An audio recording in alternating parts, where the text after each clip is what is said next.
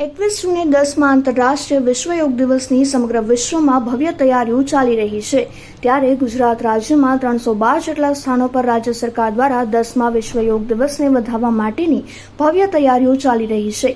પોરબંદરમાં ઉત્સાહ જોવા મળી રહ્યો છે. આમ તો નાનકડા એવા પોરબંદર શહેરમાં અનેકવિધ હેલ્થ ફિટનેસને લઈ પોરબંદરવાસીઓમાં જાગૃતતા જોવા મળે છે. ત્યારે આંતરરાષ્ટ્રીય યોગ દિવસની વાત આવે તો પોરબંદર કેવી રીતે પાછળ રહી શકે? તાજેતરમાં જિલ્લા કલેક્ટર કેડી લાખાણીની અધ્યક્ષતામાં 10મા યોગ દિવસને સફળ બનાવવા માટે વિવિધ સામાજિક શૈક્ષણિક સંસ્થાઓ અને કચેરીને જરૂરી માર્ગદર્શન અને સહયોગ માટે જવાબદારી નક્કી કરવામાં આવી.